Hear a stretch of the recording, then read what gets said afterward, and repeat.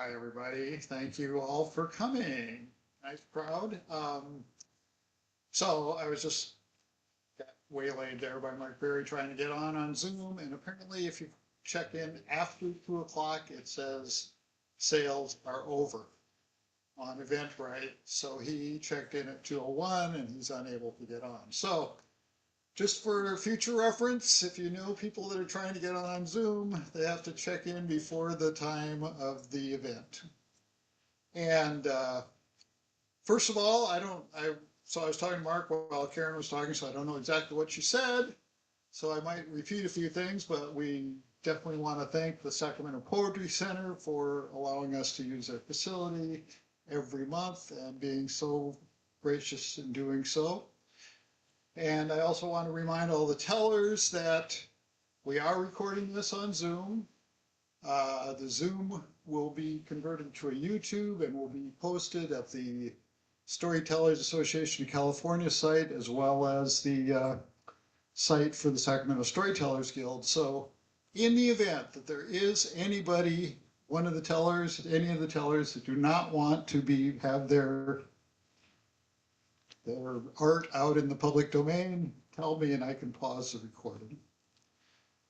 And so, like I said, welcome. We got a really quite a lineup today. I'm really excited about this. And I'm going to go ahead and get started with Dave Tarvin. Dave is a well-known, longtime member of the Sacramento Storytellers Guild. His stories are always meticulously researched, so he always has very strong history, but he also throws in a touch of whimsy. So here we are for Dave Tarvin.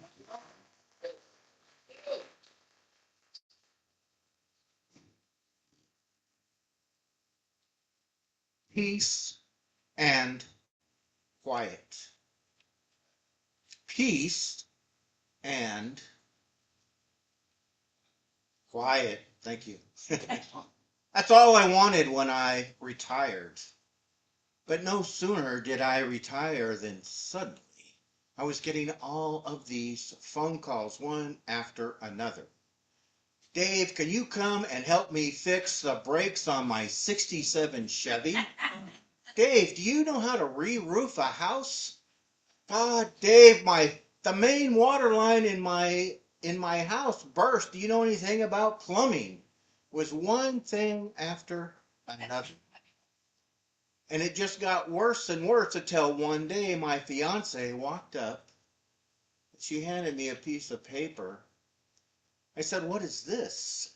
She said, "Dave, you are under new management. And this is your honeydew list." Said, "Babe, I'm retired. I'm not doing that." And she said, "You don't do that, there'll be no honey." So, lickety split, I got working on that list. But at the same time, simultaneously, started crafting and scheming and thinking.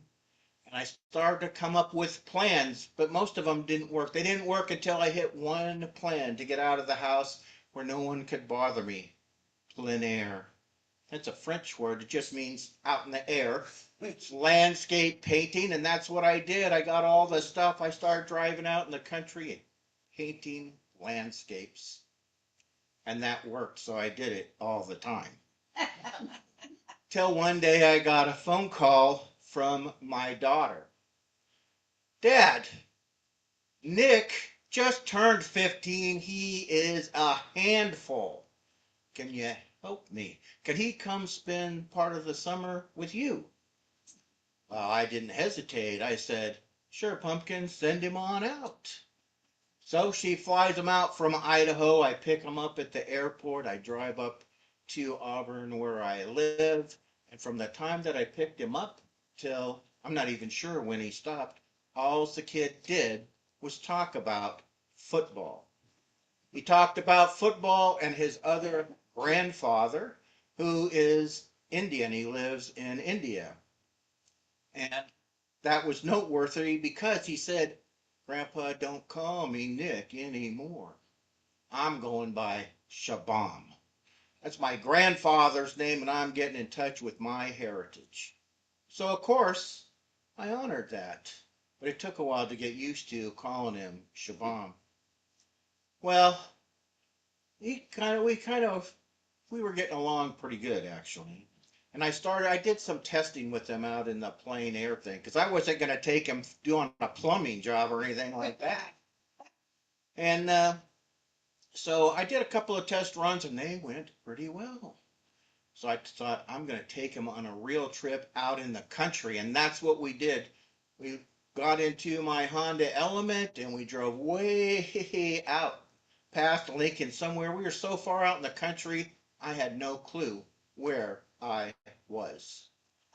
But all of a sudden, the road opened up. There was a place to park 10 feet from the road. Safe, no car can hit you. I mean, you can at least see them coming.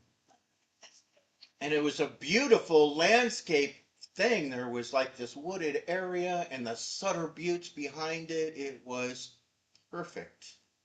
So I set up my gear, and Shabam, he's watching me for a while, but then he goes and gets in my Honda Element. And then he says, Grandpa, do you mind if I listen to the radio? I'd really like to listen to some classical music.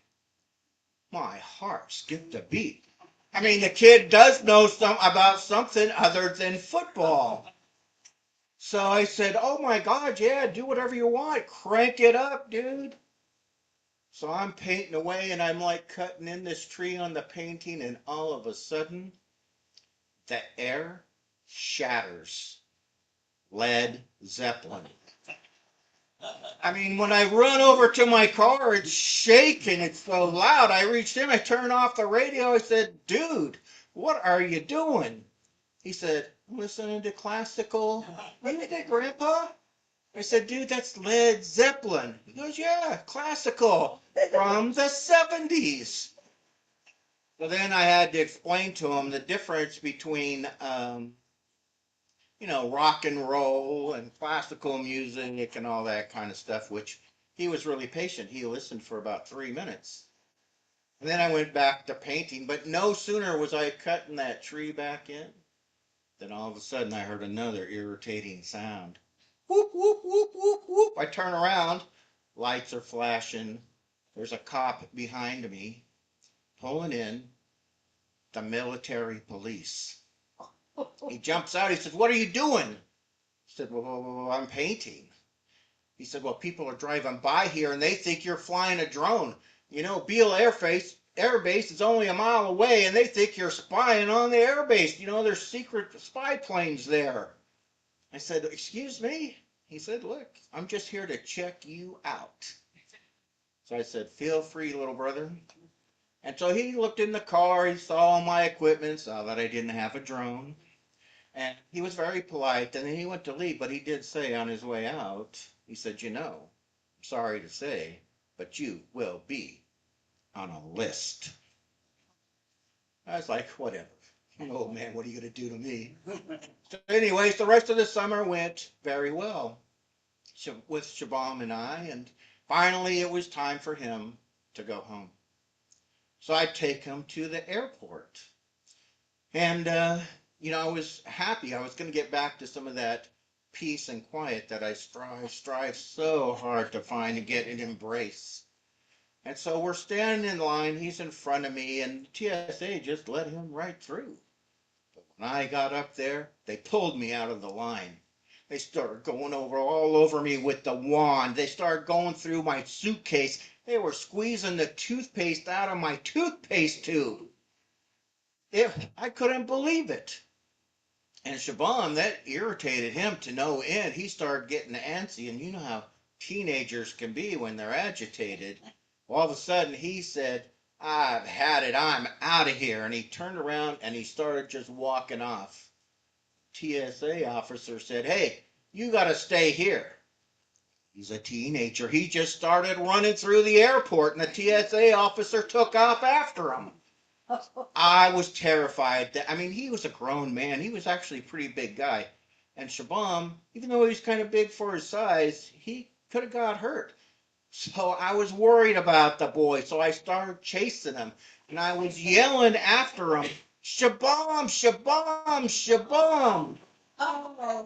And right then, I heard the TSA officer behind me, right on my rear end, say, shoe bomb.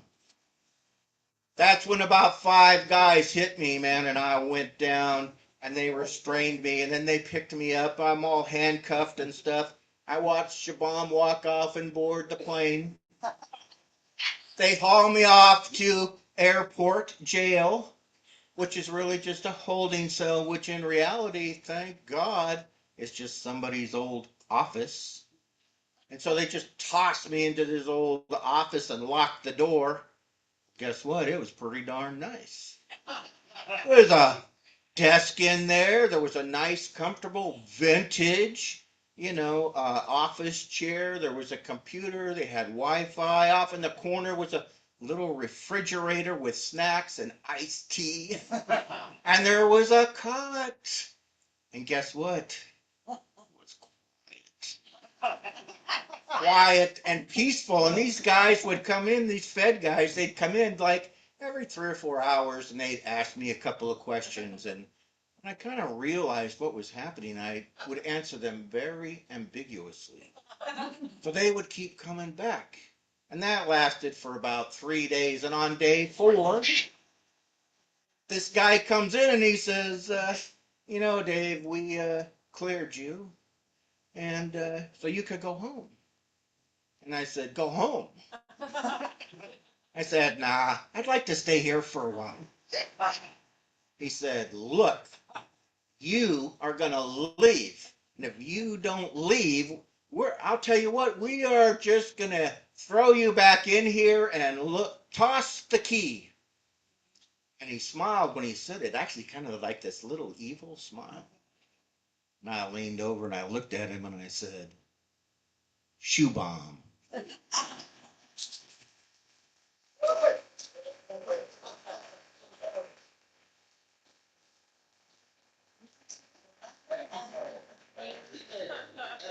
Wow, it's a great story. I've heard that one. Dave.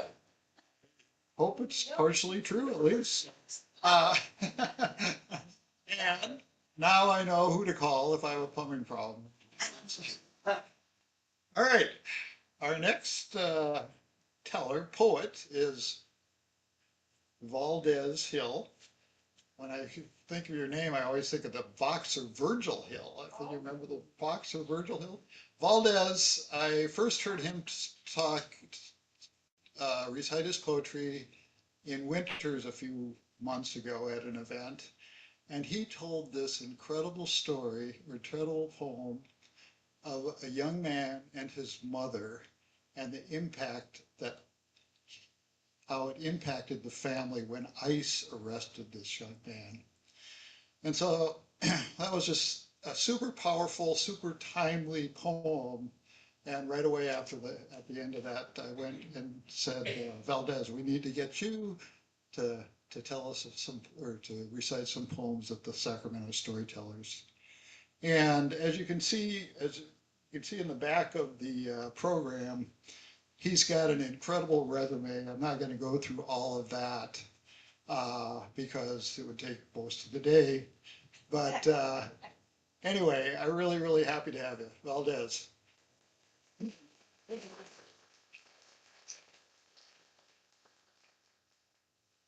And just pass it out so it goes with the poem or visual effect.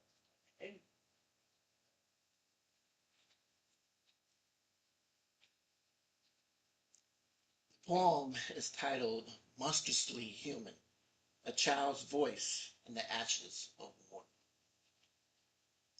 War does not end when the fire dies, but when the running stops and someone finally remembers. A child was running towards us, screaming with her every stride along the path of destruction. She fled, her arms reaching out for help, for solace. Fragile branches bending in a storm. A trembling lifeline pulled through the smoke of war. Naked and bleeding, a warning of brutality, her wounds severe, a map of agony carved into her skin, a soul shattered brightly beyond repair. Her world is a burning altar where dreams are reduced to ash, her sister defiled, innocence stolen in a cruel act. Her family, once a haven of love, extinguished before her young eyes. Shot by soldiers, their bodies thrown into a ditch, discarded like old refuge, neither burned nor buried. The horrors unfolded, a grotesque display for all to see, to bear witness to the unspeakable deeds, trauma etched so deep it becomes the architecture of memory. Even the wind paused. As the world itself dared not breathe, the gods were silent, their ears deaf to her cries, prayers unheard, lost in the cacophony of war. Life irrevocably changed by the flames, living hell, a constant torment. Her running became a scripture of survival, written in ash, blood, and her country and people ravaged by war. Scars so deep, etched into the collective consciousness, fed by the blood of war, a perpetual cycle of violence, sorrow, anguish, the inheritance of coming generations. A shadow cast upon the future, still running a tireless fight for survival, no place to rest, no sanctuary to be found. After the last shudder of the camber clicks, her small feet, tired and in pain, continued their desperate pilgrimage. We stare through the frame, safe on this side of history, mistaking distance for innocence and ashamed of our stillness. Where is she running? Does she even know? Her tears, a river of sorrow overflowing its banks. From a distance we look, paralyzed in our helplessness. She still runs towards us, a ghost in a nightmare. The toll of war is appalling, a stain upon humanity fought on the other side of the world, yet felt everywhere. This picture, a haunting reminder of our capacity for destruction, not monstrous because it's rare, but because it's human, and still she runs. Wow.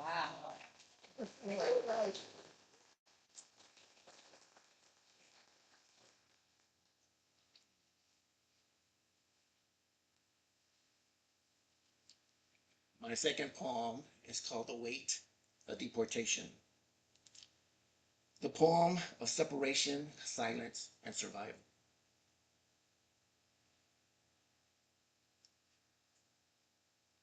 In the shadow of badges, cold steel and stun guns, and the endless script of inked reports. Lives peeled away, flaking like forgotten wallpaper. A fragile family crumbles under the weight of deportation. A son's bright future, a kaleidoscope of possibility, shattered into jagged, unrebuildable pieces. Mother's quiet strength flickers in the wind, threatening to extinguish all hope.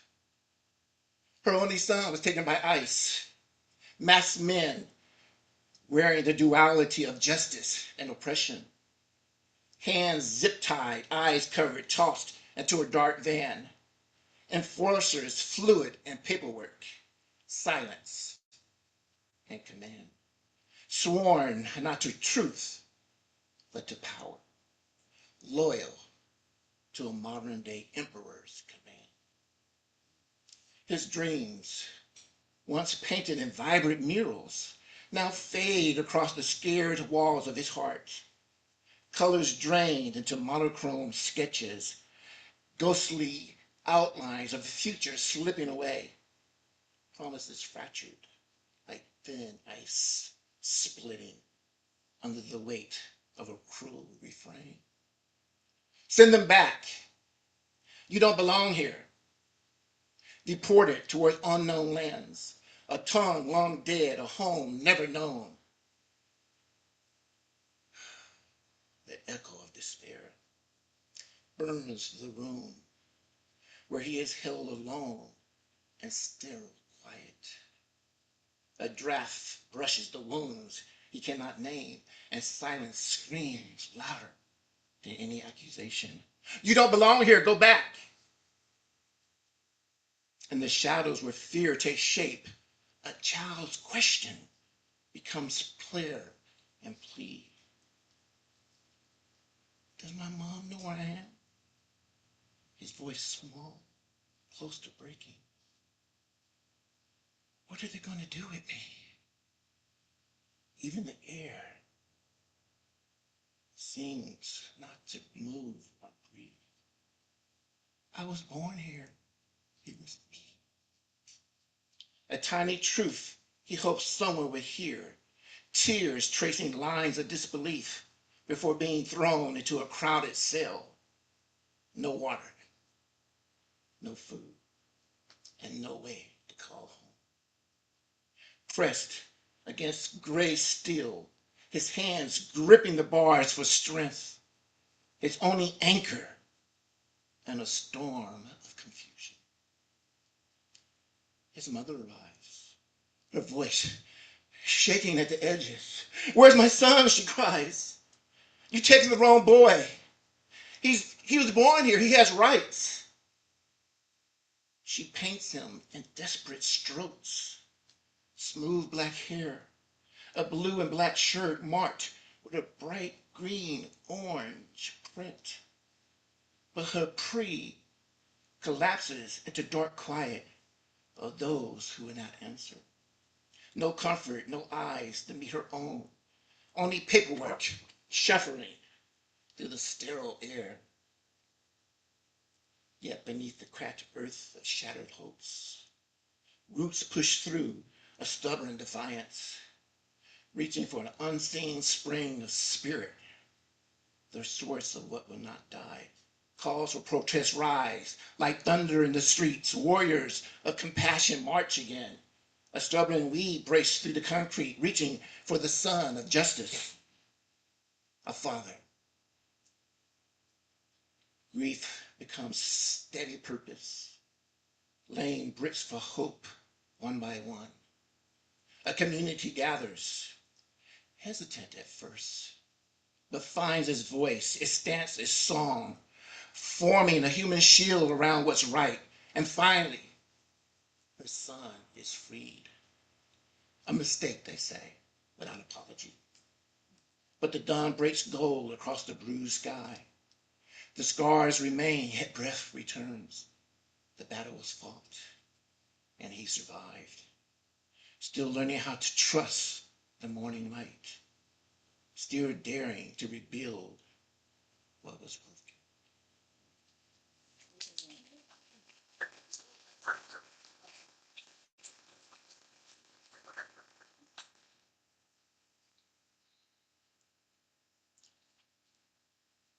My last poem is based on a piano composition that I've played several times in recital. It's called To Invoke Images of the Past by Frederick Monpout. And this is my interpretation as I'm playing the piano. This is what I'm kind of thinking in the back of my head. And that inspired this piece. The past breathes. A faint scent lingers. Melodies disappear like notes dissolving like sugar in tea. Shadows remain, familiar actors and a forgotten play. Memories cling like dust to old ivory piano keys. I found an old photo in the attic. It was torn and distressed, framed at the edges of time, a relic of the past. Little boy, me, and his Sunday best, wearing a suit that's too big, new and green. He stands before his house, small inside new cloth, hair curly and black, his skin fair, one tooth missing. He was told to smile, performing for the camera's eye. Time marches like pounding waves, erasing footsteps in the sand. Echoes ripple through the past, a faint vibration, a remember who I was, who I am becoming. Fragments of a life pieced together, forever held in the museum inside my heart. I think of that little boy in his green suit beneath that window. My mother's watchful eye. My mother, conductor of Sunday mornings, her voice a gentle urging, hurry up, we can't be late. My sisters, a flurry of pink, butterflies barely contained. Memories soften and edges blurred. The photo, once worn and weary, now reborn in light. I place it in the frame, restoring Sunday mornings. Time, a relentless river, sweets moments downstream. Again, my memories blur, like watercolor fading in the sun. They left their marks, etched inside my heart. A map of laughter and tears, like old flowers pressed in a book, their fragrance lingers. A delicate scent of Sunday, a bittersweet symphony of memory. I place them on the shelf, waiting, till one day, when yesterday calls again, and I remember who I am.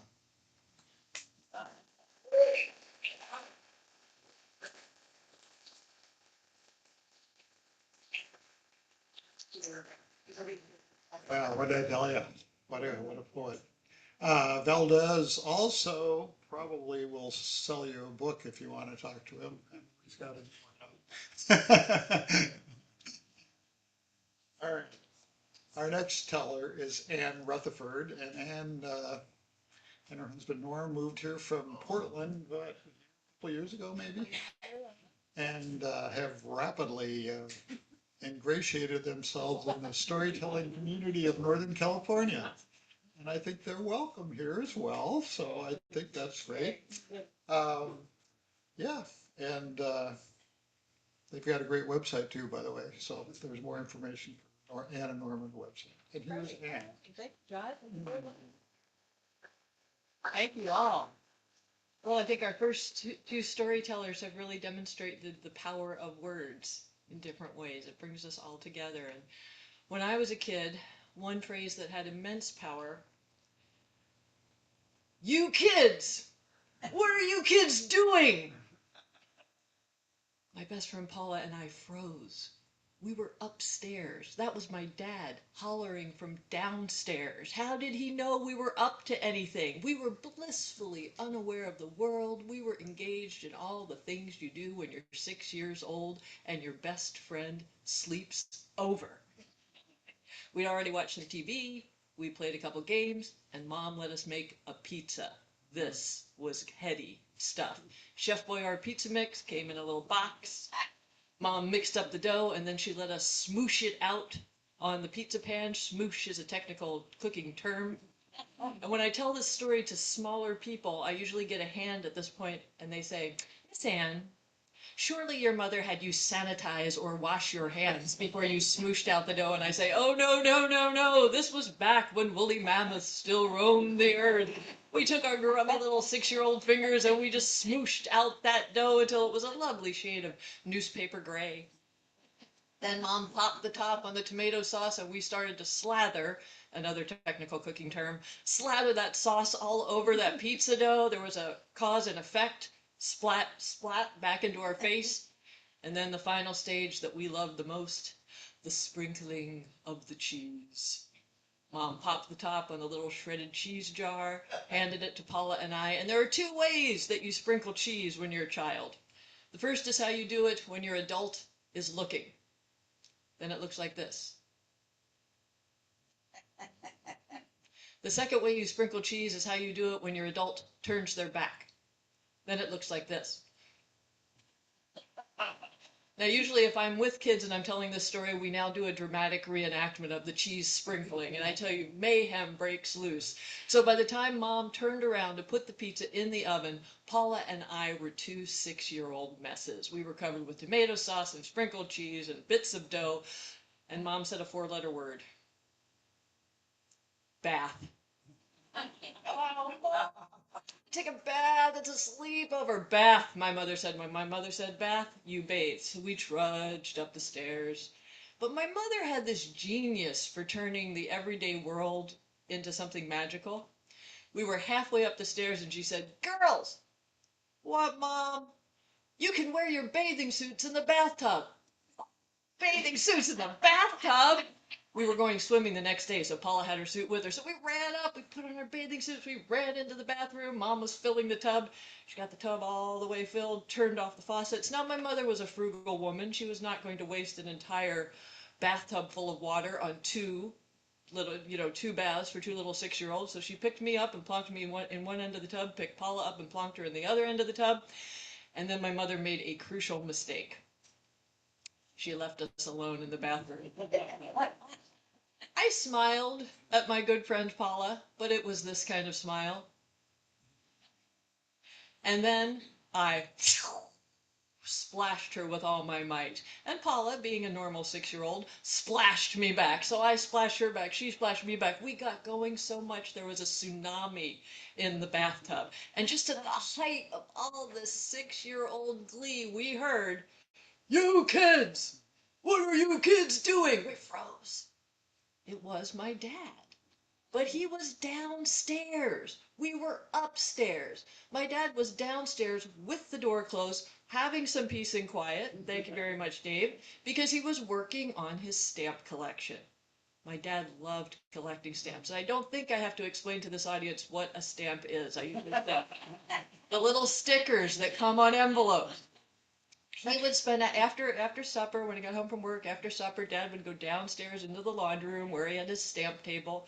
He'd put on white cotton gloves so he wouldn't get any finger oil on the stamps. He'd pick up this long pair of tweezers and he would spend hours picking up stamps and putting them in the albums, picking up stamps, putting them in the albums. So the rule was, don't bother Dad when he's working on his stamps.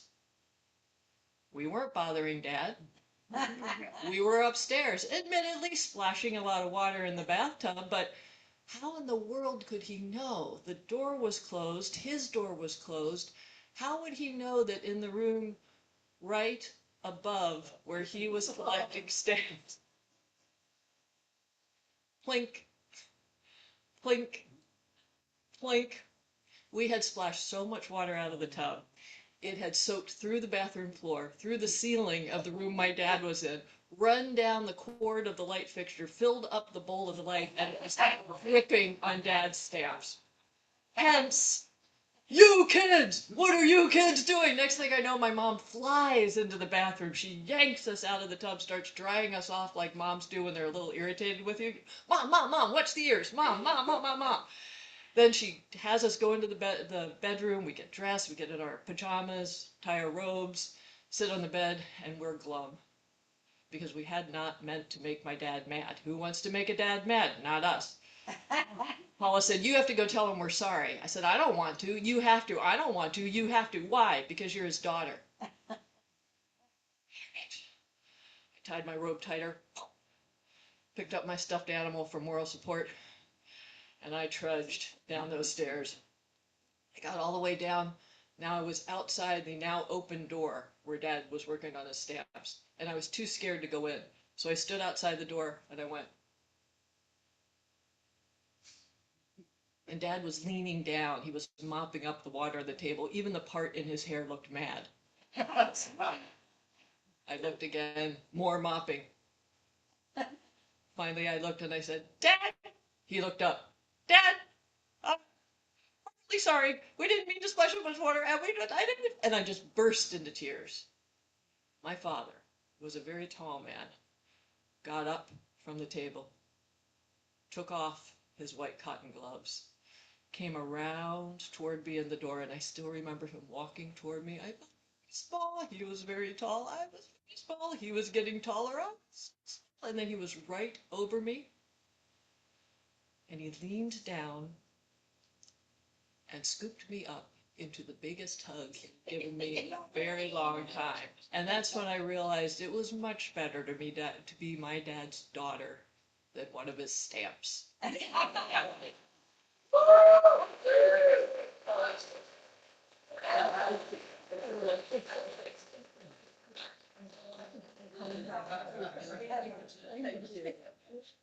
Thank you so much, Anne. I wonder how many of us parents have stories about our kids running the water. I know I do. Okay. Our next teller is Chris Hennessy, and I had never met Chris before today. Um, but somehow I got on an email list that he puts out, and I was following his story of his struggles with cancer. And I'm not quite sure what he's going to talk about today. I think you're going to talk about your new parts of your new book that dealing with the birth of his daughter, Hannah. So here's Chris.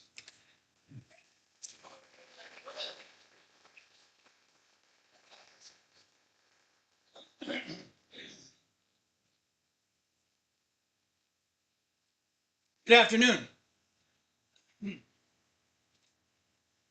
It was Tuesday, August 3rd, 2009. And I laid there and I wondered, what is touched by Hannah? I had no idea. Just a couple months prior, I'd been diagnosed with a aggressive prostate cancer. And I had just had radical prostatectomy cancer surgery. And we're going to fast forward ahead to September 1st, 2009, when I had, for a couple of weeks, noticed a real intense, horrible pain in my right foot.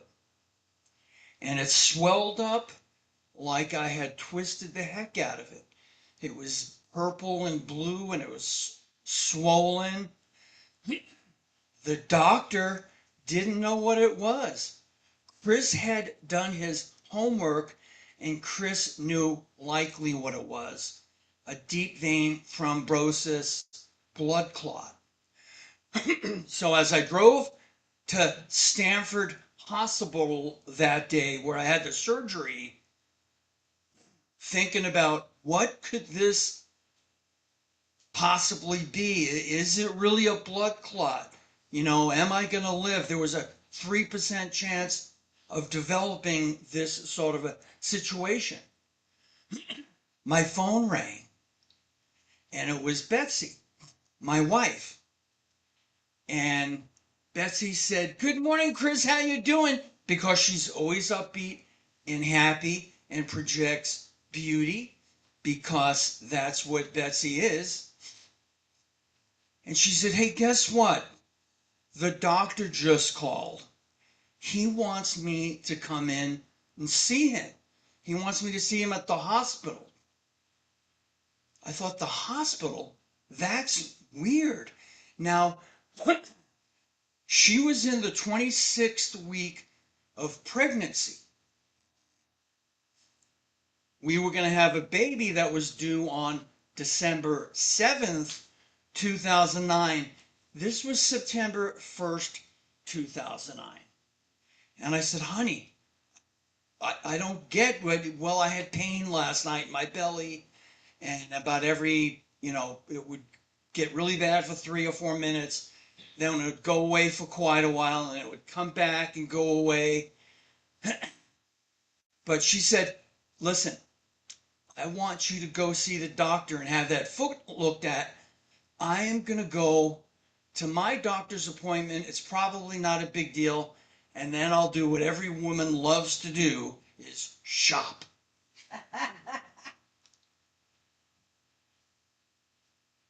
Betsy is my consultant, and she's correct in her assessments about 95% of the time. But I felt something this time, and I said, no, honey, I'm going to come back home, and we're going to go to the doctor together. I went back home, and we went inside together, and I said, are you still like starving, hungry, famished? She said yes, and I made her a large stack of her favorite pancakes with her favorite blueberry syrup mix. And we sat and we talked, and she was fine, and everything was cool. And then all of a sudden, it hit again, and she hurt really bad. And I thought maybe it was the kidney stones that she had had. Maybe it was left over from the surgery. Or maybe it was something more serious. I didn't know. But we finished up those pancakes, and then we took a leisurely drive 10 minutes away to Good Samaritan Hospital in San Jose. Both of us in actually complete denial. My foot was in a lot of pain, and I didn't want to believe the real reality of what that was going to turn into. We got inside of the hospital. We went up to the elevator. We went up to the second floor like they told us to. And we went straight ahead, and it said NICU that way. I had no idea what that was. I'd never heard of it. And I think it was labor and delivery that way. So we went that way to labor and delivery.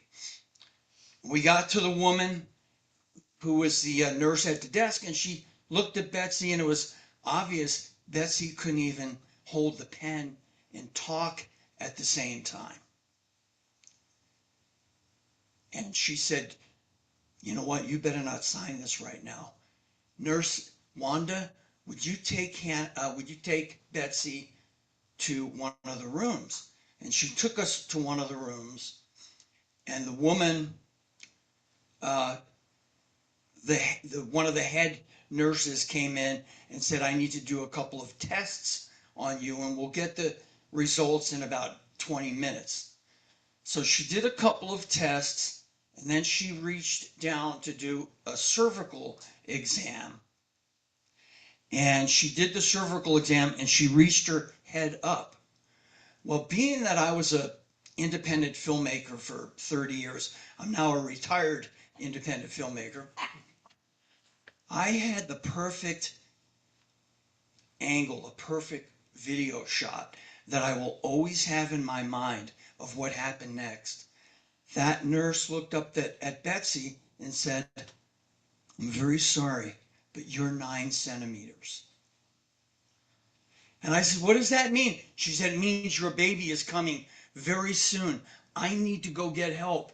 And she walked out of the room really fast, and I heard that echoing down the hall. It sounded like somebody was like bumping into stuff and dropping stuff, and she probably dropped her clipboard. And Betsy, who's one of the most calm, level-headed people you'll ever meet,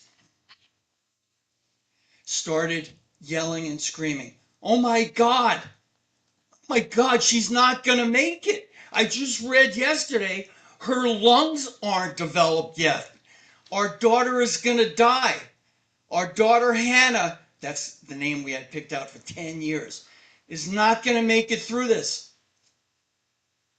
I was, until that moment, clueless as to what was going on. I'm a guy. Of course I was clueless. And I gave my first ever motivational speech. At that moment, 100% ad lib. No, honey, she's going to be fine.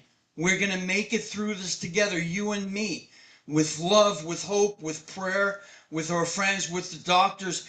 Everything is going to be okay. Hannah's going to be fine. She's going to have a great long life. You're going to be the best mom on the world. I'm going to be the best dad in the world. We're going to have epic times together. And guess what? Betsy calmed down a little bit. Of course, there were marks, and I still have the scars from where she dug her nails into my arm. But at that point in time, she was calm and everything was cool. The doctor came in, the head of the NICU unit, Dr. Powers. He was a man we wound up loving a lot, caring for a lot, because he was a total team player.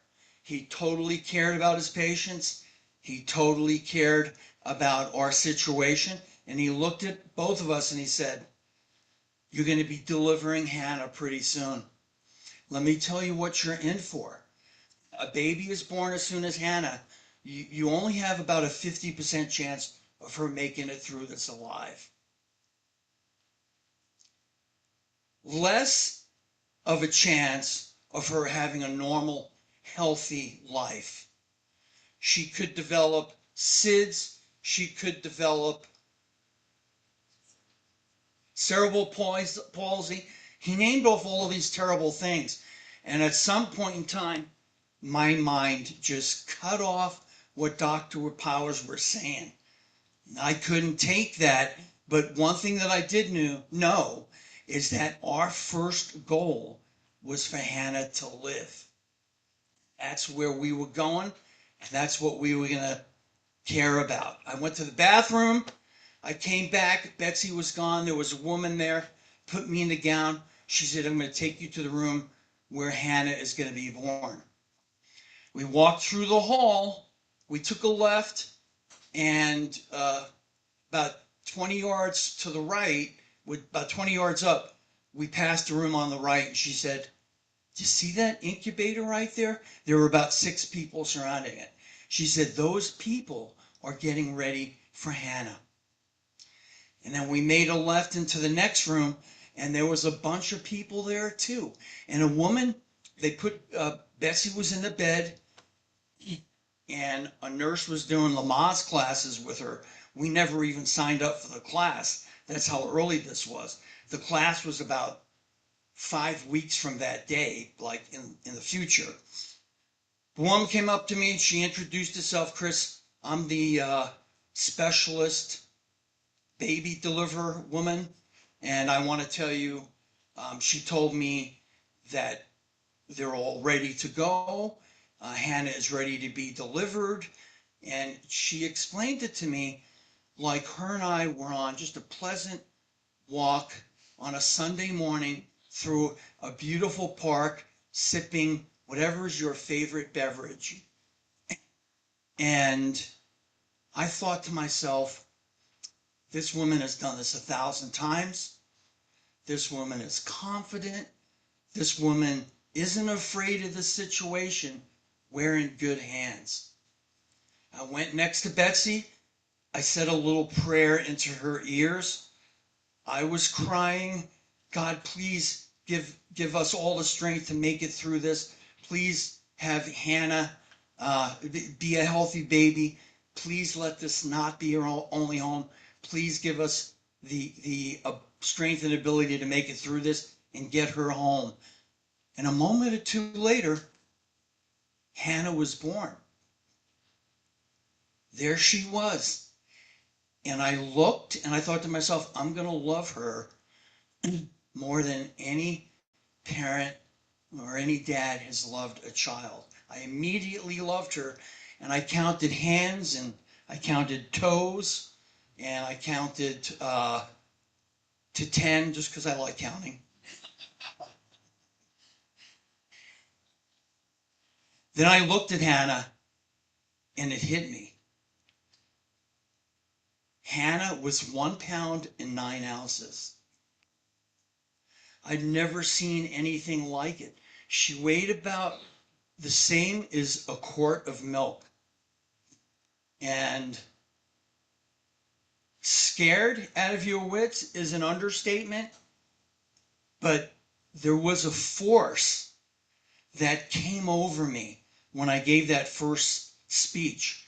I got into this zone of power, of strength, of not worrying, of not being afraid, of being confident in what was going to go on.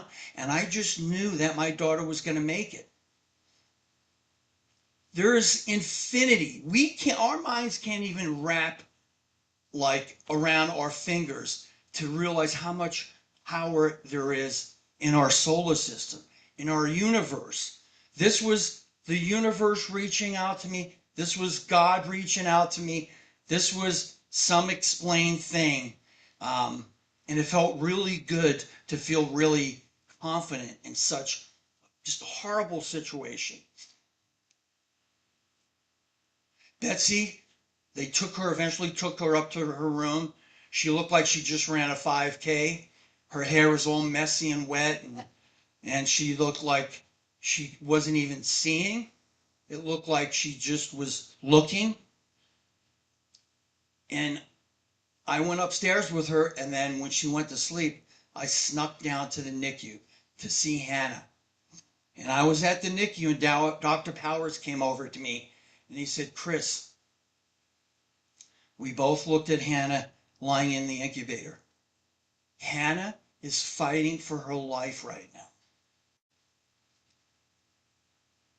Nothing has ever hit me as hard as those brutal words. Hannah is fighting for her life right now. Those words just slit my chest open and seized what was left of my heart and left me thinking, please, please let her come home with us.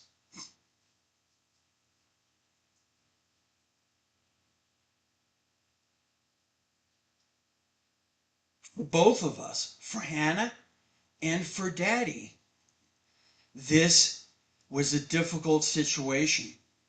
This was a chance that neither of us might make it out of the next few months or the next year. If you read my book, you'll find out what happened.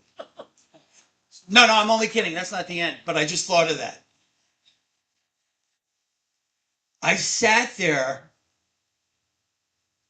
got it. I sat there thinking to myself,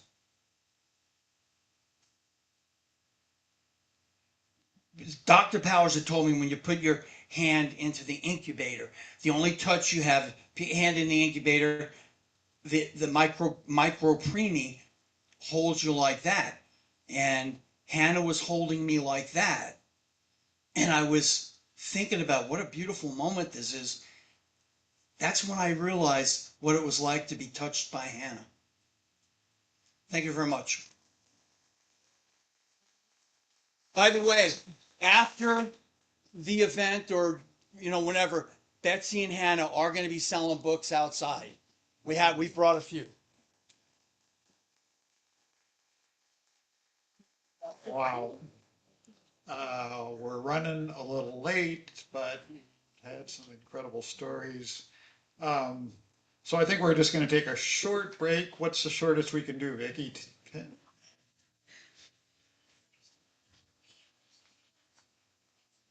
Okay, we'll take a 10-minute break and be right back. And then, Joyce, do you want to make your announcement while we're waiting? Because we are running late. We won't have that much time at the end. Okay.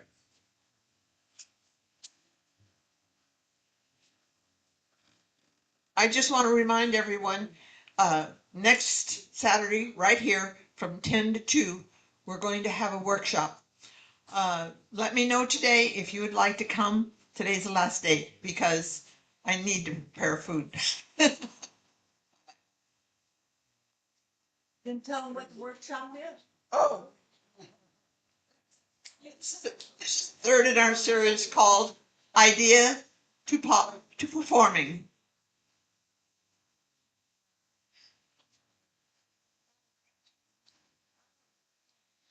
Okay, we will be back at 3:06. 3:06. I signed up for that workshop and I was just wondering, do I hear back or?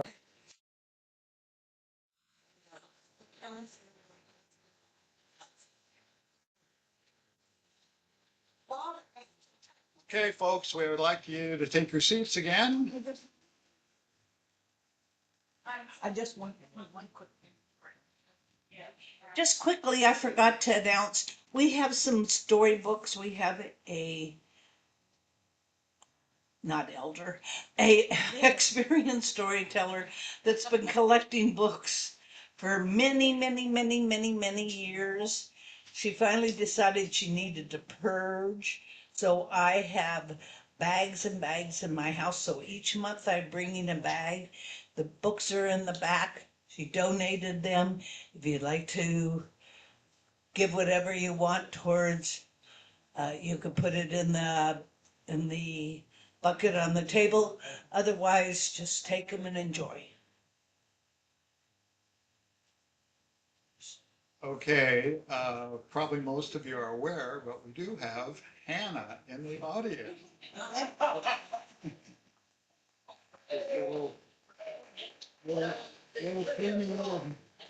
Thank you. Okay, next teller is Chip Powell. And I met Chip, I guess, at a bar in Rancho Cordova that has storytelling about once a month. And I think he just getting started. And that was maybe only a couple of years ago. And he has just taken Northern California storytelling by storm. He's been featured teller here and featured teller there, and he's just a natural. And Chip also apparently is a poet. So he's not only going to share a story, but he's going to share a short poem with us as well. So Chip Powell, thank you.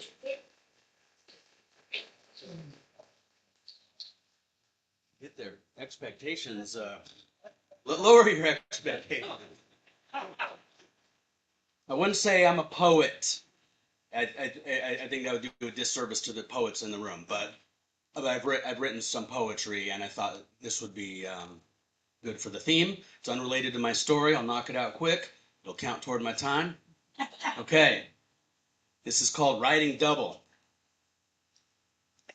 Riding double on a bicycle, I can still feel that other kid between my legs as I grip with my thighs and try to decide where to put my hands. Shoulders? Behind me under the seat? Certainly never around the belly. Likewise, I can still feel being the rider, feeling that other kid behind me, knowing he is trying to decide where to put his hands. Seldom her hands, sadly. And hoping he's paying attention. Two kids, you had to move as one, whether you were the rider or the passenger. You couldn't do your own thing, you couldn't get distracted, or you would both go down.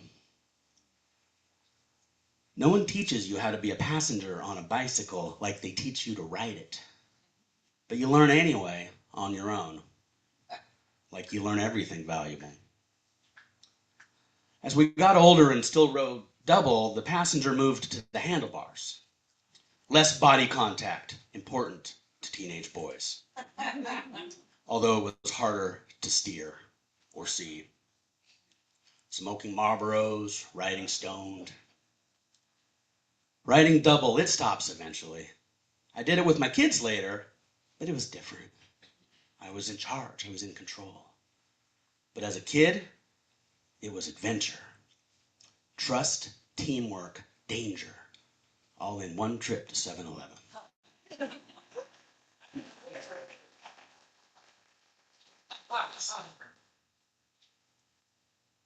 You heard my name is Chip. That's the name I've had my whole life.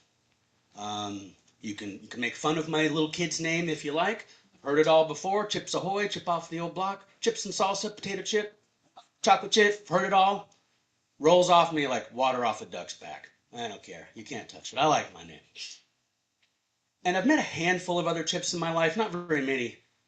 But when I'm 9 years old, in the late 70s, not only had I never met anyone else named Chip, I had never heard of anyone else named Chip, living or dead, fictional or real.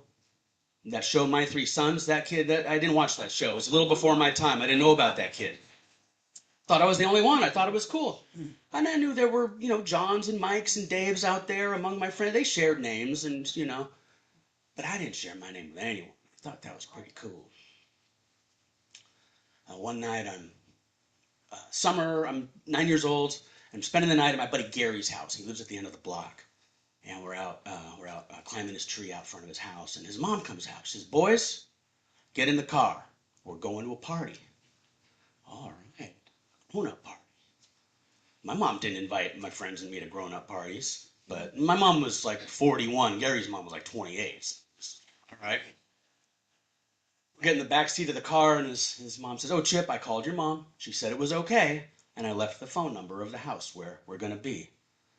Wasn't worried about any of that, but okay, all the details have been arranged. The moms have spoken. And we go to the grown-up party, and it's a typical grown-up party of the 1970s. Cigarette smoke, throughout the house, and people are drinking and mixing margaritas and playing cool music on the stereo, and maybe even smoking a little weed out on the patio. I don't know. But Gary and I, we're the only kids there, so we do what kids do at a grown-up party. We squirrel away into a corner, and we find a checkerboard, and we start playing a game. About an hour goes by, and the front door opens. A couple people walk in, and they're followed by this third guy. This third guy, he just seemed to have this energy about him. He was kind of medium tall. He had kind of feathered brown hair, parted down the middle, blue eyes, little short beard. He kind of surveyed the party. And I swear the music stopped. And he announced to the whole party of 25, 30, 35 people, he said, "Hey, everyone, I don't know anyone here. My name's Chip. Where's the beer?" And someone tosses him a Heineken. He catches it. Guys are high-fiving him. Ladies are flirting with him. He's lighting their cigarettes. Pretty soon he's on the margarita machine. I can't take my eyes off this guy. Just watching him. For two reasons. One, I didn't know anyone could have my name. Number two, I didn't know anyone could have that kind of confidence. Watching this guy all night, and Gary's like, "What? Get back to the game. Why do you keep looking at that guy?" I'm like, "You don't understand. I think that might be me. Someday, at least." A couple hours go by, and it's weird when you have a unique name and I'm hearing my name all night. Nobody knows who I am. No one knows my name there. "Chip, Chip, Chip, give me a beer. Chip, Chip, you got light, Chip, put another record." Like, it takes a couple hours for me to realize, okay, no one's talking to me. I don't need to respond every time I hear my name from the other room. Then eventually, I hear a distant telephone ring, and things quiet down a little bit. "Chip, Chip, Chip." My spidey sense is going off. Something's happening here. What's going on here? I say, "Gary, come here." We creep up on the landing and look through the little pocket door to where most of the adults are. I see other Chip, cooler Chip, older Chip. He's on the telephone. I can tell this he's halfway or all the way to drunk, right? And he's saying, "What? Who? My mom?" "Oh, no, I think I know what's happening right now. I don't know what to do about it." And he says, "Gloria? Gloria's my mom. My mom called the party. She asked for Chip. Usually there's only one of us. And I can only imagine what happened. Hey, Chip, your mom's on." What?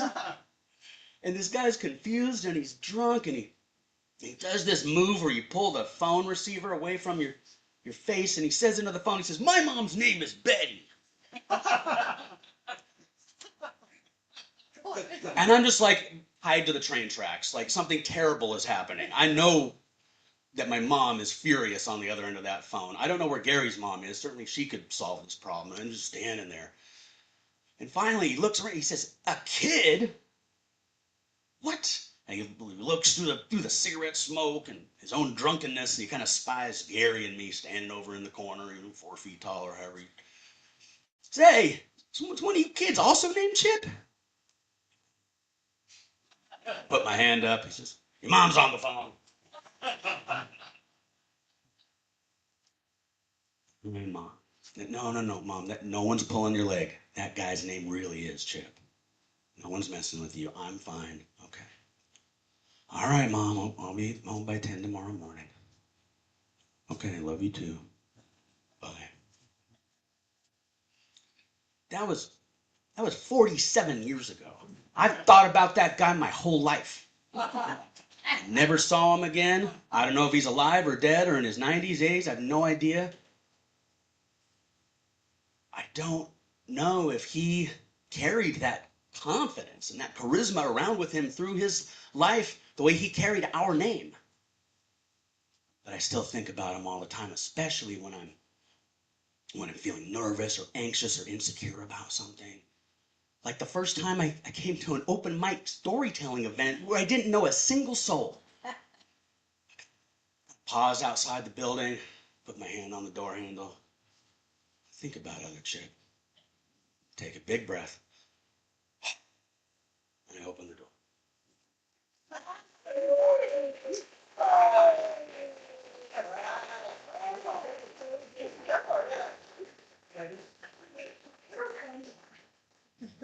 Thank you very much, Chip. That was wonderful. Wow. So just to remind everyone, I'm not going through everyone's resume. They're on the back of the program if you want to know more about people. So our next speaker is Michelle. And Michelle Woods, in her resume, didn't give me anything to work with at all. So I don't really know what to tell you about her other than what I really like about Michelle is she gets up here and she's going to have the calmest, friendliest, most open manner. She's just a person that it's really easy to like. So here's Michelle.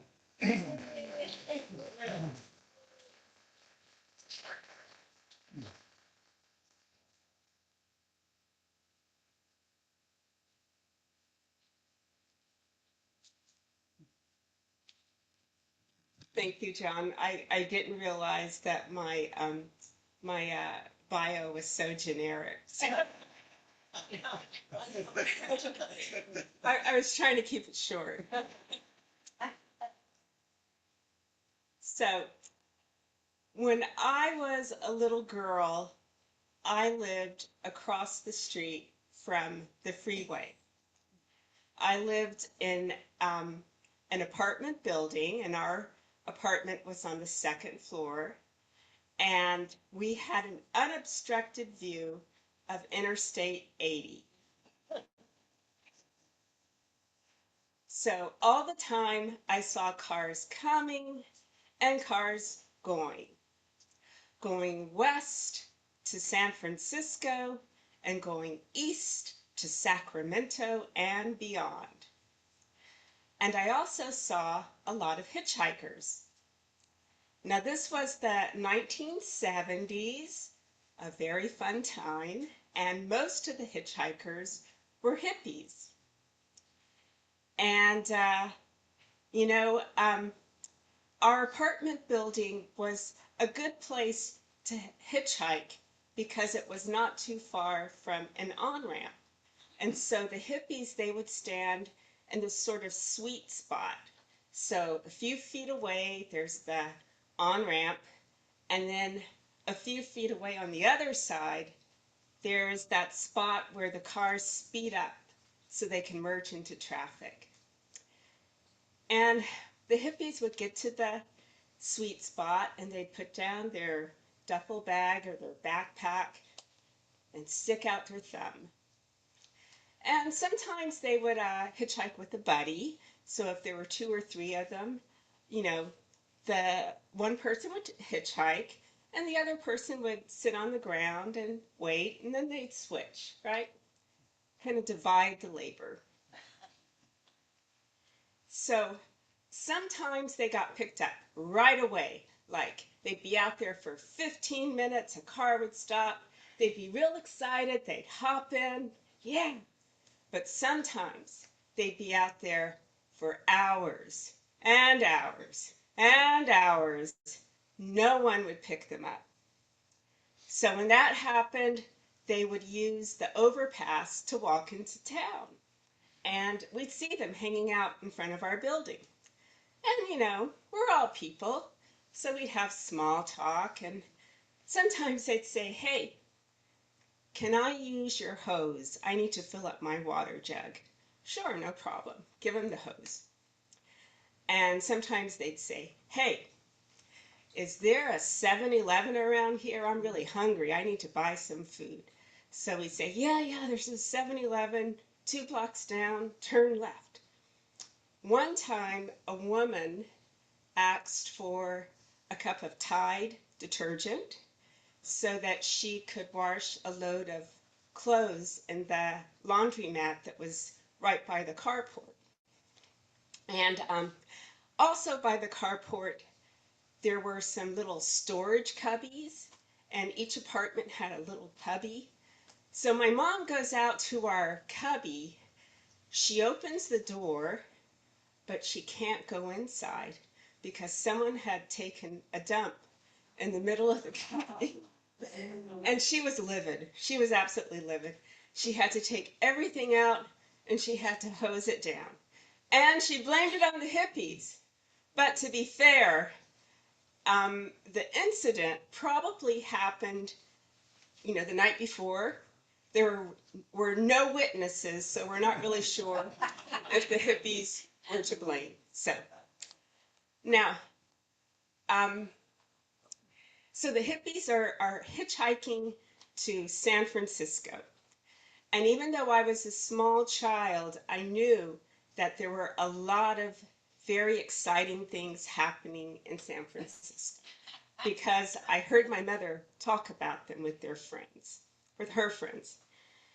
She would talk about discos. She would talk about the Black Panthers. She would talk about transcendental meditation.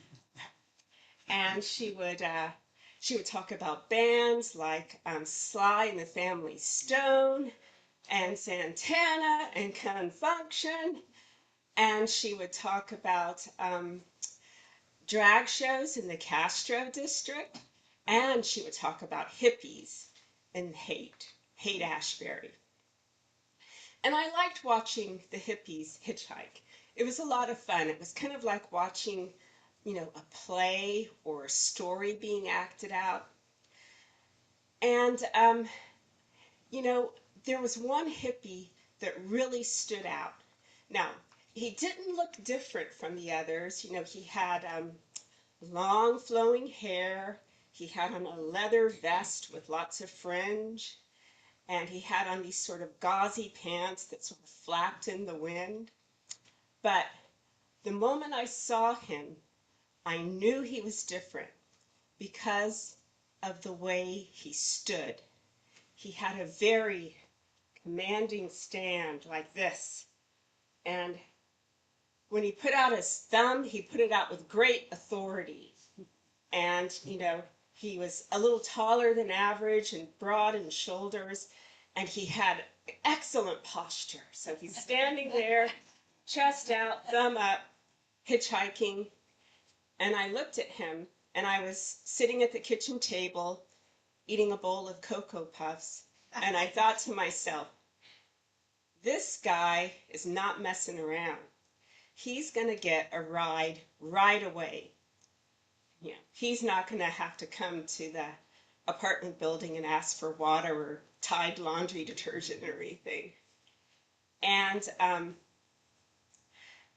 he just looked like he could manifest a ride through his thought force. Like, I want a ride, and a car would come and stop for him. And I was wondering, what kind of car is going to stop for him?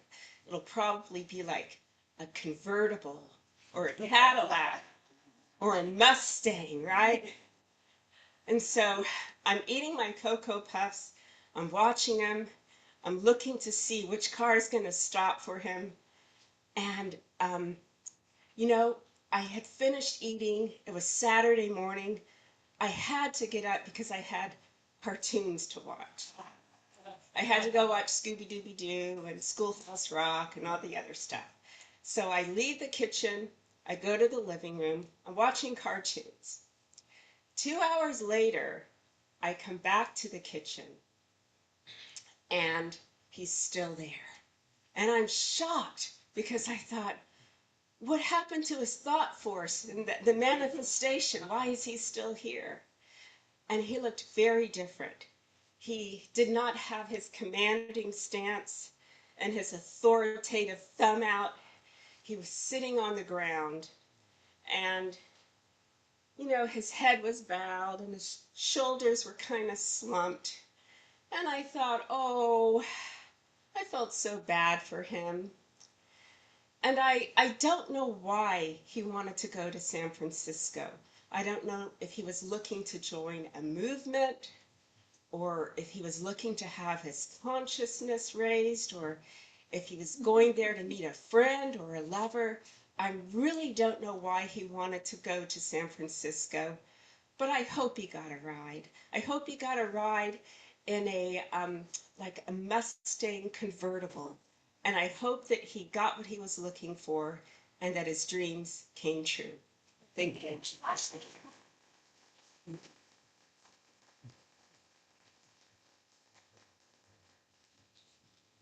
Thank you so much, Michelle. And reminded me, I did a few of those. One of the most memorable times was I was on I-80, somewhere in the middle of Iowa. My thumb out, it's nighttime, and this muscle car pulls up. It's a Firebird, it wasn't a Mustang, I think it was a Firebird. And this guy opens the door and he says, if you don't smoke dope and drink beer, you can't ride with me.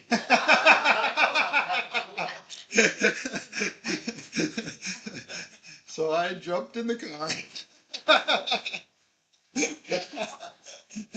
And we go down I-80. And this is the first time I ever saw a fuzzbuster. So he had a fuzzbuster radar. And so we were going down I-80 in the middle of Iowa, going 120 miles an hour in his muscle car, drinking blackberry schnapps. So anyway, that's one of my better hitchhiking stories. Our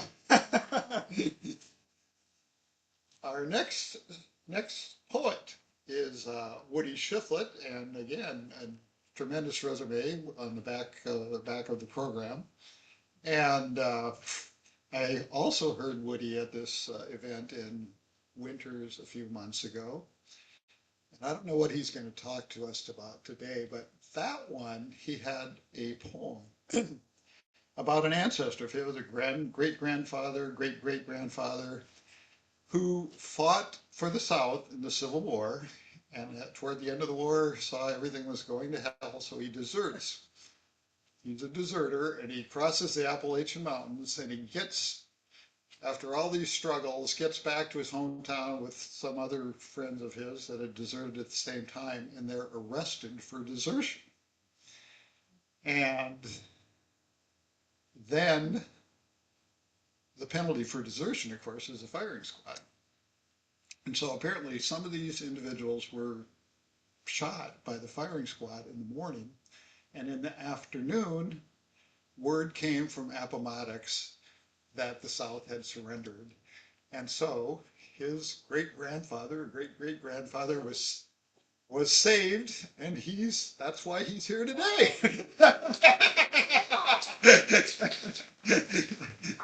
So, Woody.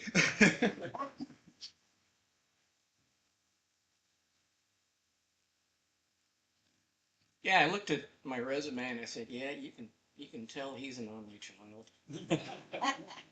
Anyhow, I've never been at one of these sort of events. I was very intrigued when John invited me, and I've been searching for my poet identity for a number of years, I suppose, and people kind of go, well, you're kind of a storyteller.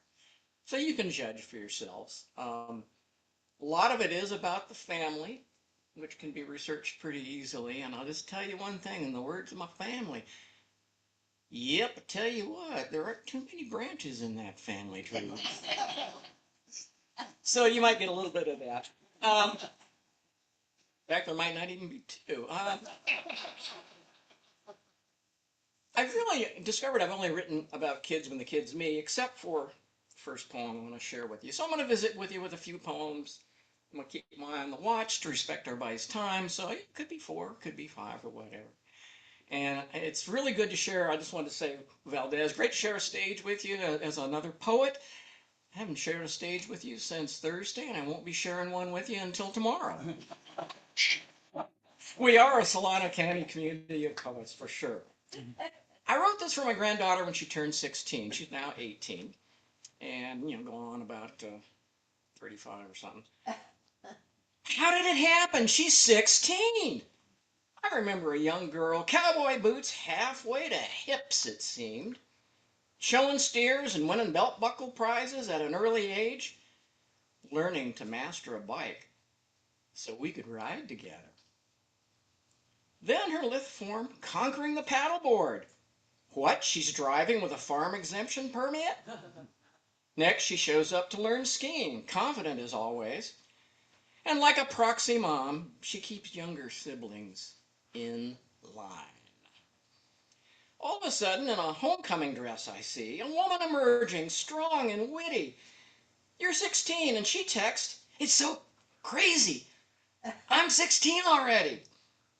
I text back, "Dang. I'll blink and you'll be 18 or something." She astutely advises, "Grandpa, try not to blink." Wisdom at 16. A lot to be encompassed in living in life if you try not to blink. Woody, move that mic down. I'm not that good looking, so I'm perfectly happy with just kind of blocking the face here a little bit. Am I loud enough for everybody? Okay, all right, okay. This one is one of my Virginia stories. Someday I'll collect them all into a book and come back and try to sell it to you. This is it's a true story. It's called Virginia Buddy. I read we're only allowing in a few white refugees next year, white Afrikaners from South Africa. Makes me sad. Reminding me of a sadness sometime long ago, 60 years or more. The annual summer vacation pilgrimage to Grandma's house. In the valley not far from the Virginia Blue Ridge, blasting off water rockets in the open field across the road by the firehouse. My size and age wanders up, timidly, the edge of the field. He's intriguingly black, unlike all my friends back home in Ohio. Slowly closer. "Can I try one?" he asks. "Sure." 10,000-watt smile from him, and I show him how it's done. The afternoon flies by and dinner's a-coming. I invite him across the road to Grandma's house. He stops at the gate, set in the stone wall that defines her property. "I better not go in," he cautions. So I hop up to sit on the stone wall and we chew the fat. Dinner is finally called and we part. He meets me in the open field the next day. I have a new friend and we do what all young boys do. Skip flat stones across the spring pond by the back alley. Speculate on how those skinny-legged bugs can skitter across the water. "Hey," he tosses out, "want to come to church with me this Sunday?" Ugh, church? Boring. But I want to do things with my new friend. Okay, let me check. It's okay. Wow. Now this is church. Everybody made me feel like family. Folks singing, dancing in the aisles, speaking in languages I'd never heard. How come God has so much more fun in a black church, I wonder? My summer escape to Grandma's was coming to an end. My friend asked, "Can you come to a weekend church camp with me?" I hope so. But my parents said no. Disappointed, our paths separate, and I wonder why. Years later, I began to understand why. And I am sad.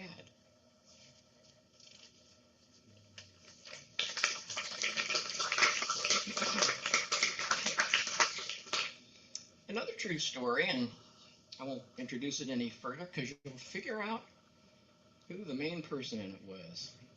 It's entitled Frost. Mist Road, Blue Ridge, a dreary day, not for a Skyline Drive adventure. Old Swannanoa Mansion glowers over foggy Rockfish Gap, a Medici palace in her younger days, before the Great War. Dad hadn't been inside in decades, he said. Mom was excited for me to see the beauty in and out. At 8, I wondered what went on there. The University of Science and Philosophy? Indeed. Ornate and aged beauty it was, but bookstore intrigued me more. Atomic Suicide. Odd book title. Back cover inviting me. Mom buys it for me. Clerk eyes me curiously. You like to read? She asks. This? Yes, I do. Science especially. Any books. She leans over to Mom. Hushed question. Can we take him back to the Russells' residence? Somebody there he should meet. I missed the name, but Mom arched eyebrows, excited. Down a couple of lengthy hallways to a warm room, and a man looking older than God himself. Wrinkled but soft, leathery hand. Shook mine with respect. Even more wrinkled face, all but hid bright blue eyes. He smiled warmly, eyes sparkling so brightly as he queried, Do you like to read, son? Yes, sir. Do you like to write? Yes, sir. I try. I write some poetry, he added. Try poetry.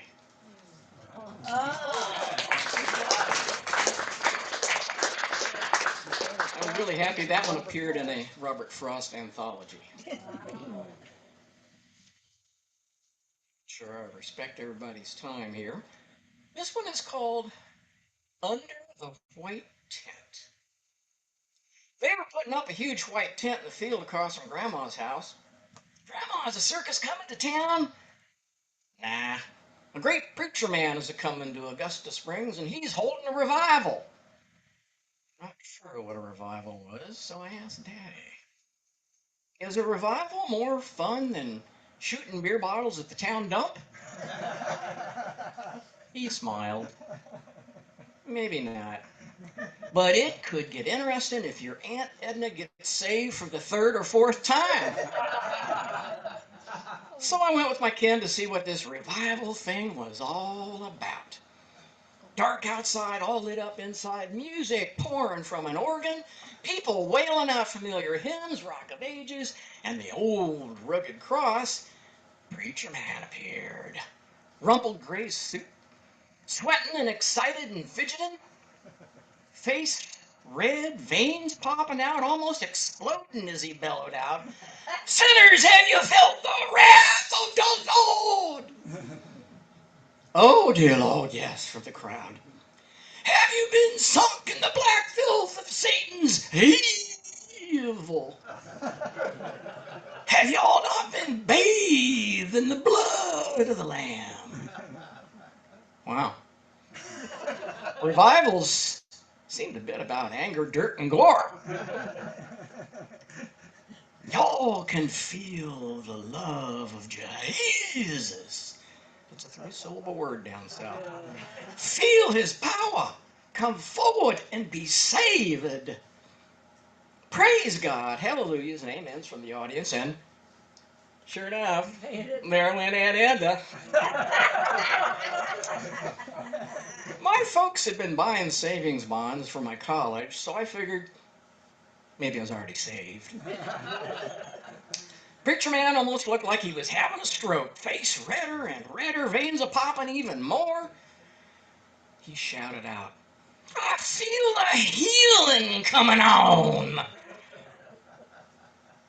A man I hadn't seen before hobbled up front on crutches before Preacher Man. Preacher Man screamed, "Out ye Satan and devils!" and smacked the man on his forehead. Wow. He just tossed those crutches away and walked back down that aisle. The rest got boring, all about collecting money for the Lord's work. Daddy didn't go, so I asked him next day why. Not as exciting as shooting beer bottles at the dump. Want to go? Sure. So he did. Never saw the man that tossed the crutches away again.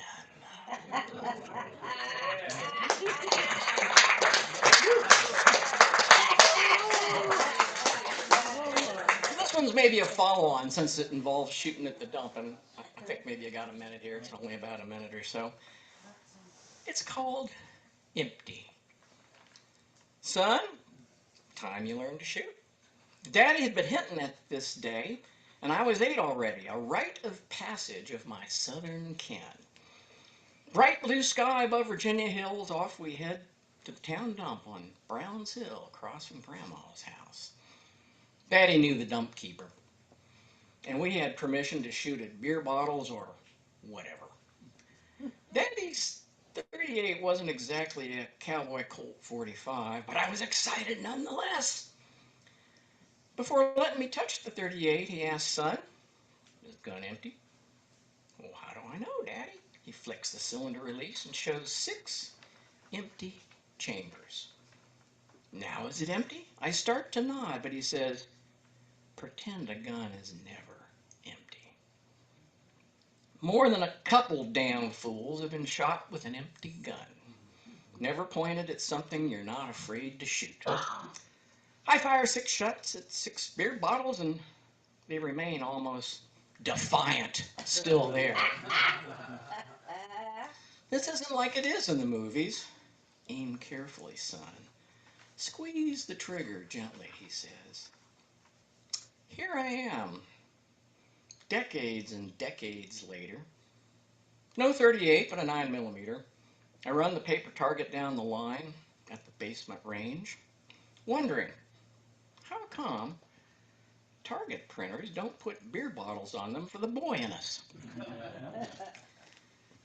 Release safety, careful aim, gentle squeeze of trigger. 10 rounds on target. I run the target back to check the results. Much better, Dad. Drop the magazine, rack back, and lock the slide. No chambered round left. Empty. But Dad, I won't point it anywhere I shouldn't. Empty, Dad. Just like the 55 plus years ago when cancer took you away. Way too early. Way too soon. Empty.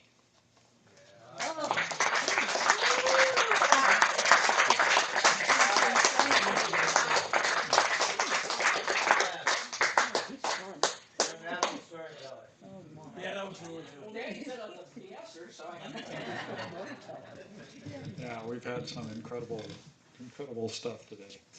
And, dang, you learned to shoot with a pistol. Jeez, I had a 22. They were a lot.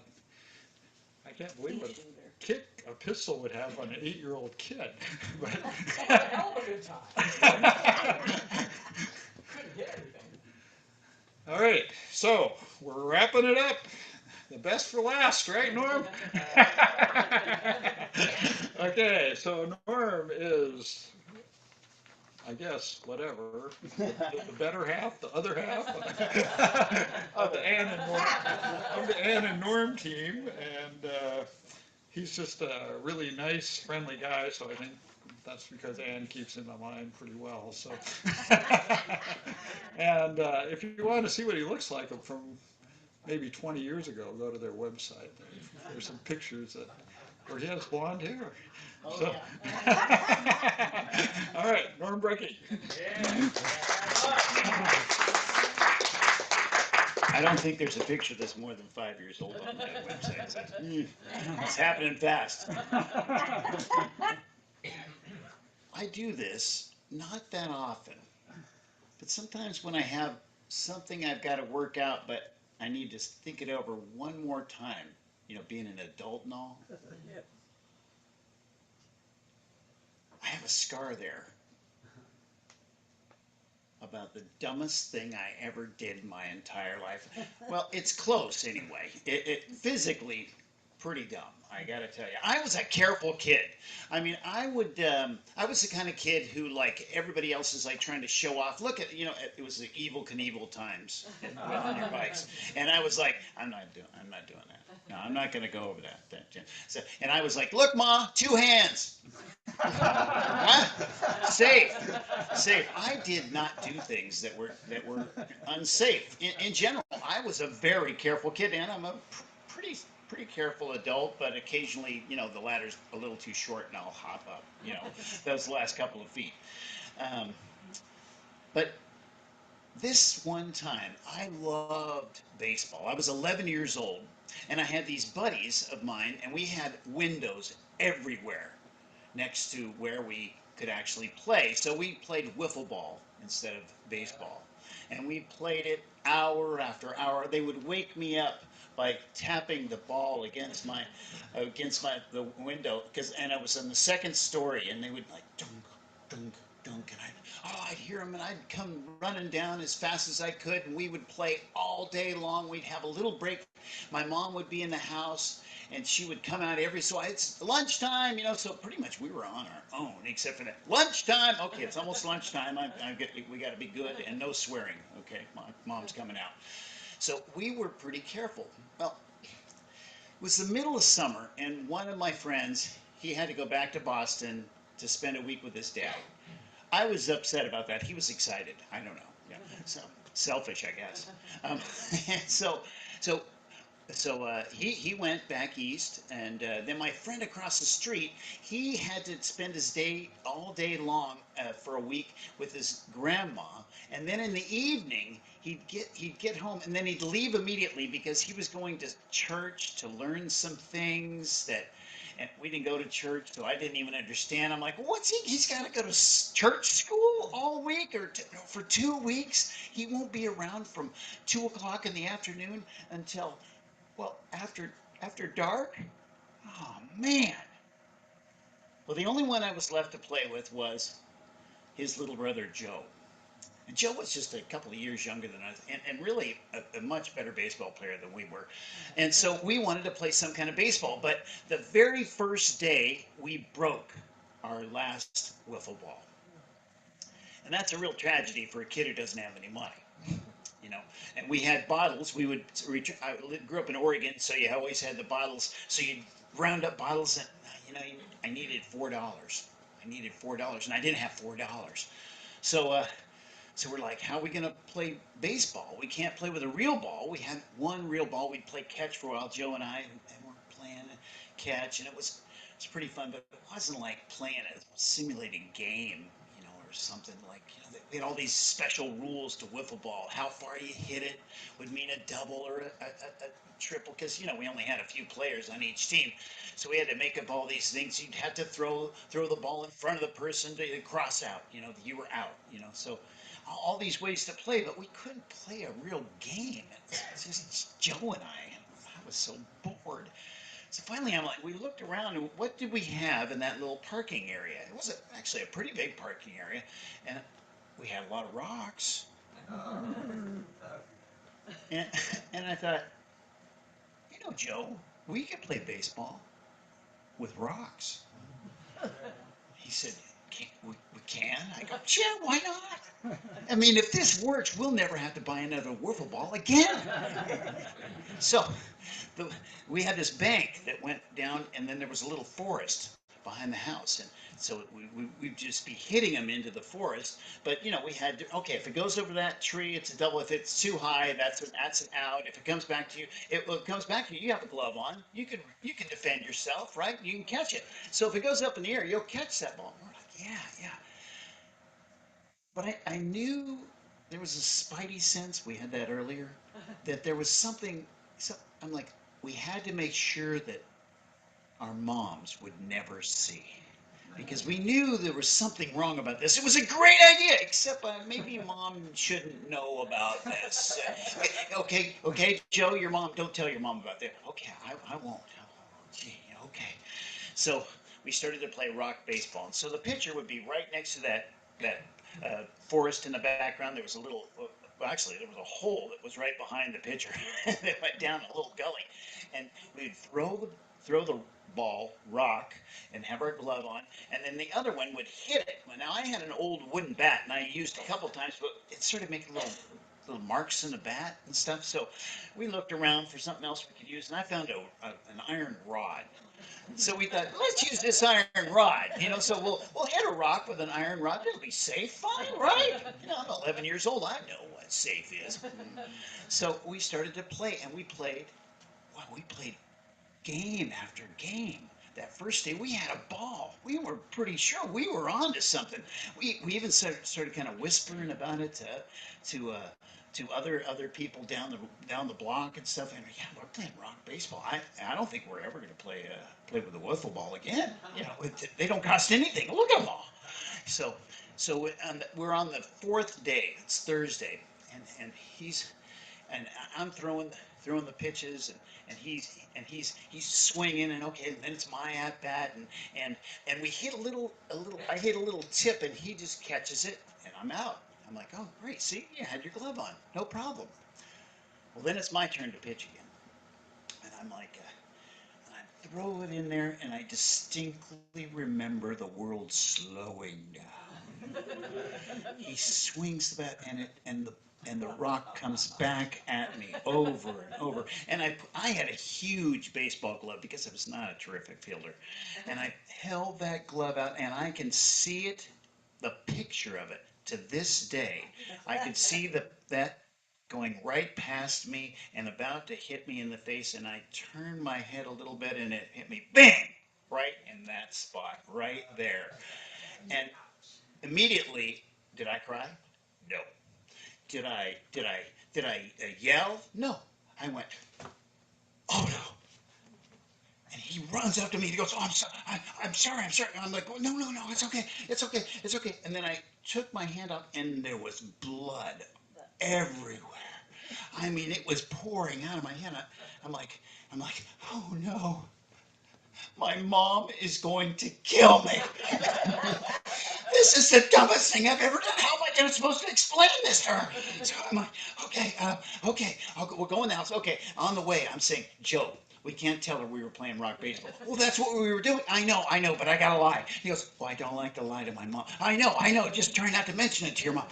I know, I don't like to. Okay, I'm just gonna tell her we were having sort of a little dirt clod fight, which we used to do too. That wasn't the brightest thing in the world, and that we had escalated just by accident, and that I got hit with a rock, and that's just the way it is. So I go up to my mom, and my mom's like, "Wow, that's really something." She's like, and she gets it. She puts some ice on it. Finally, she band-aids me up, and then we go back out. She goes, "Okay, you're okay. It stopped bleeding." So we go outside, and she says to Joe and I, she says, "Now you two, no more rock fights, because boy, a couple of inches, and that would have taken your eye out." I remember for the next month, I just kept measuring how far it was from there, and it was that close. You could be looking at a guy with an eye patch. Just those kind of things that happen in your life. And so now, when I am taking a risk or about to possibly take a risk, I go, is this the right thing to do? I don't think so. And that's the story.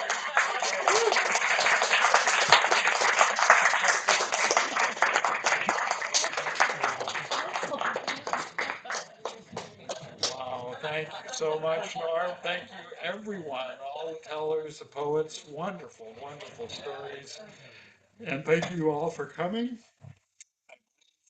Have some announcements regarding the upcoming festival next month. Does anybody else have any announcements? Okay, Karen.